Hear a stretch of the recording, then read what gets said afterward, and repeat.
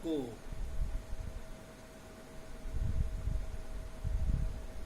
श्रीमद् भागवत गीता के बारे में थोड़ा सा कुछ बताना चाह रहा हूँ। 234 ईयर्स यानी 234 साल पहले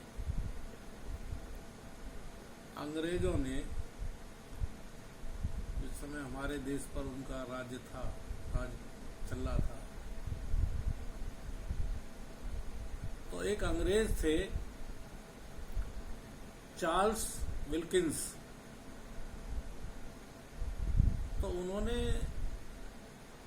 अब से 234 साल पहले गीता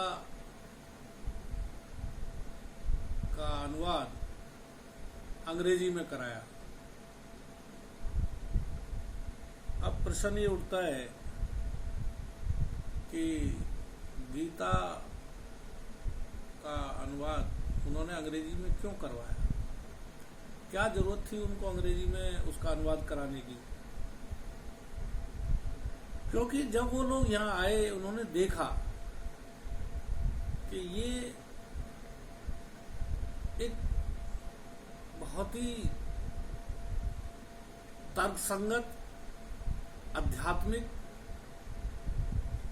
और पूरी तरह से वैज्ञानिक दृष्टिकोण पर आधारित एक ऐसा मानव धर्मशास्त्र है जो वास्तव में ही मानव जीवन को सफल बनाने में ये बहुत ही उपयोगी है।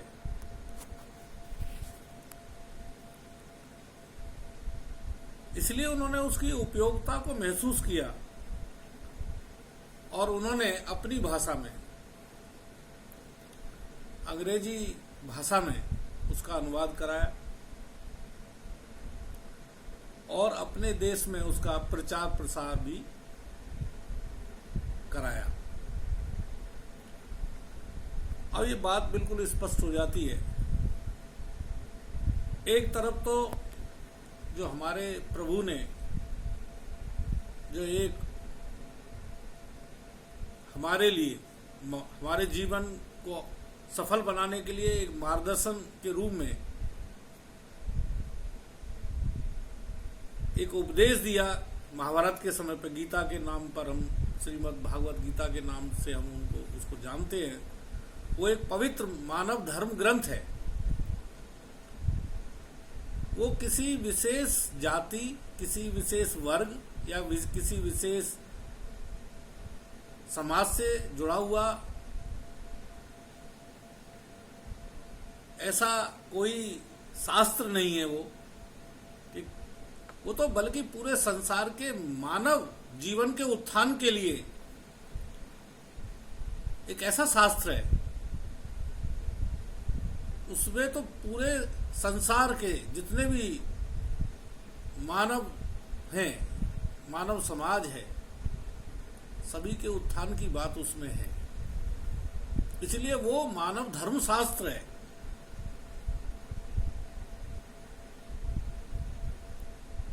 निश्चित तौर पर हमारी जो जनरेशन है, जो नई पीढ़ी है, उसका कुछ ध्यान इस दिशा से थोड़ा सा अलग हो गया है और उसका हमारे जीवन में क्या असर पड़ रहा है वो भी सब देखने को मिल ही रहा है।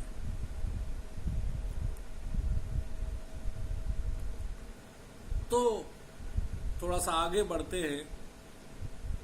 भगवान श्री कृष्ण जी ने, प्रभु ने, जिस दिन गीता का उपदेश दिया था अर्जुन को, जिस समय वो उपदेश दिया था, तो उस दिन रविवार का दिन था, एकादशी का दिन था। रविवार दिन एकादशी। और उस समय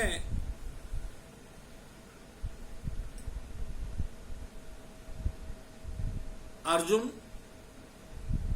और संजय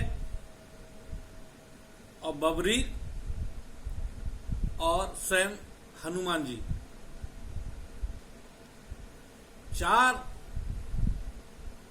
इन चारों ने इसका लाइव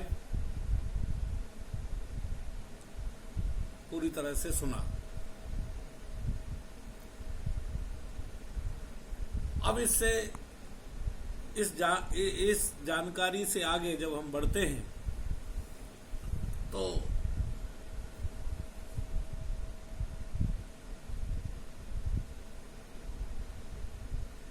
कुछ लोग तरह तरह के अपने प्रश्न होते हैं, उनको पूछते हैं। कुछों ने तो इस तरह के भी प्रश्न करते हैं कि भाई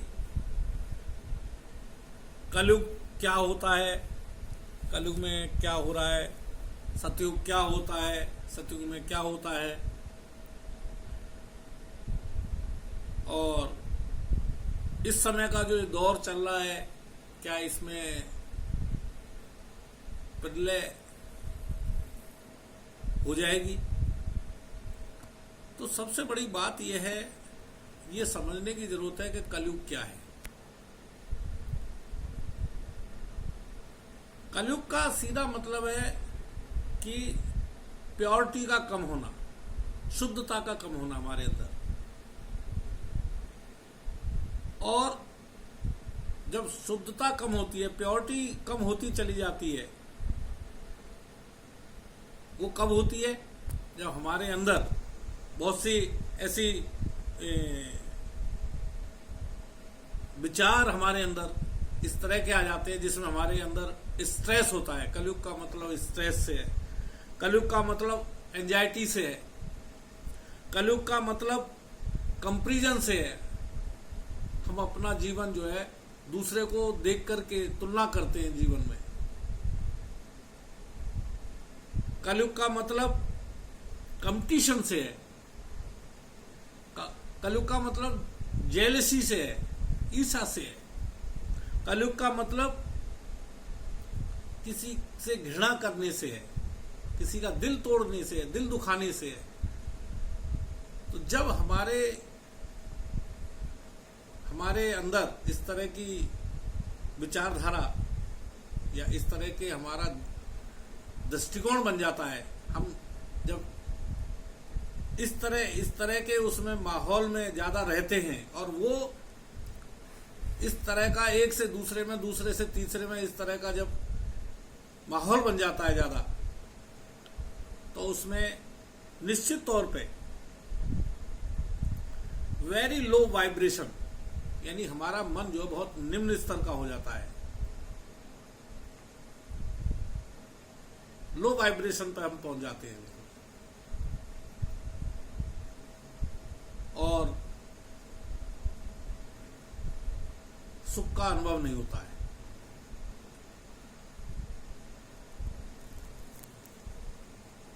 और यहां तक कि प्रकृति में इतनी हमारी नाजायज दखलंदाजी हो जाती है कि हम प्रकृति का जरूरत से ज्यादा दोहन करना शुरू कर देते हैं।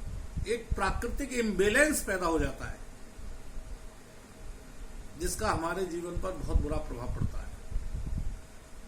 यही कलयुग है। हमारी जो विचारधारा है वही कलयुग है, जिसमें गलत विचारधारा का हो जाना, ये कलयुग है। काला युग, कलयुग का मतलब काला युग। सतयुग क्या है? सत्य का युग, सत्य विचारधारा, प्योरिटी की बात होती है इसमें। जितना हम प्योर होते हैं, प्योर कब होते हैं? जब हमारे आचरण में, जब हमारे व्यवहार में, हमारे दृष्टिकोण में, जब हमारी विचारधारा में क्या होता है? प्योरिटी होती है, पीस होती है, शांति होती है, और हमारे अंदर एक दूसरे के प्रति लव, प्रेम की विचारधारा होती है। प्रेम, लव,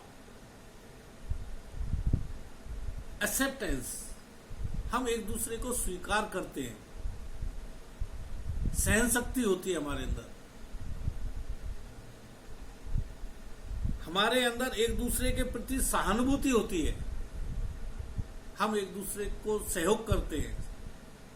हमारे अंदर एक दूसरे को कॉपरेशन की विचारधारा बनती है।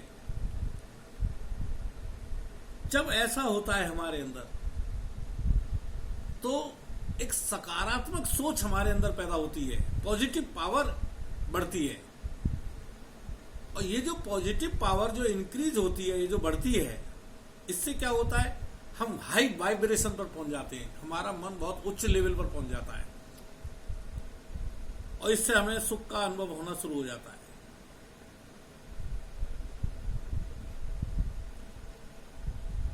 कुछ ऐसी विचारधारा लोगों की होती है कि क्या सृष्टि का विनाश हो जाएगा। प्रलय का मतलब ये नहीं है।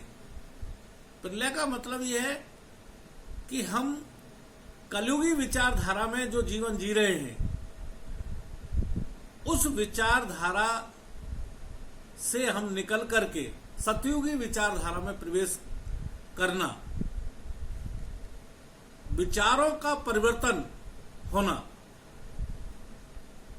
जो प्रलय है, प्रलय सृष्टि का प्रलय नहीं है, सृष्टि में एक परिवर्तन है। परिवर्तन का मतलब प्रलय से है। तो सृष्टि में परिवर्तन किस तरह से है? सृष्टि, ये प्रकृति हमको सिखाती है, हमको बताती है कि हमको सावधान हो जाना चाहिए। अब हमको किस तरह से जीवन जीना है, वो हम उस सृष्टि के उस प्रभाव को देख करके हम उस तरह का जीवन जीना शुरू कर देते हैं, अपने अंदर बदलाव लाना शुरू कर देते हैं। तो गलत दिशा से हम अच्छी दिशा में जब हम चलते हैं, यही सतयुग है।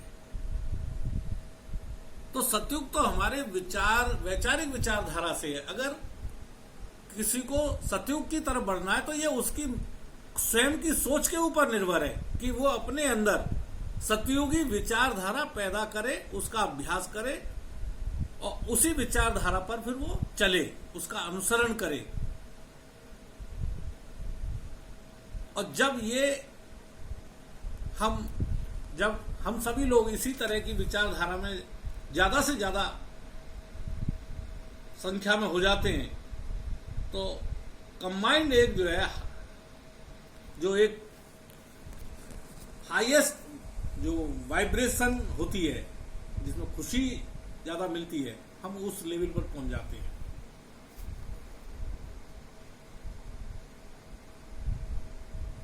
तो जैसा कि इस समय देखने में आ रहा है, कोरोना के समय पर, तो निश्चित तौर पर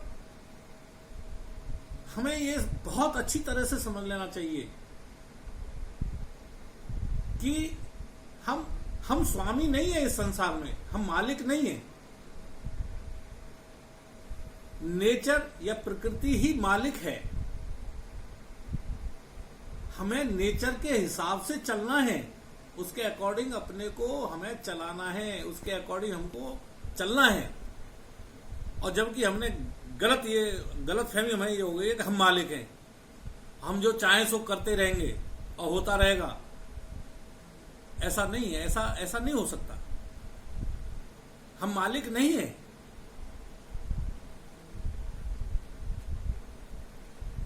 मालिक तो नेचर ही है, जिसको गॉड का रूप बोला गया है, जिसको गॉड बोला गया है। भगवान श्री कृष्ण ने स्वयं प्रकृति को भगवान कहा है, गॉड कहा है। सुप्रीम पावर है वो,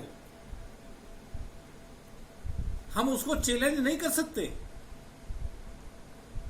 तो क्या कर सकते हैं?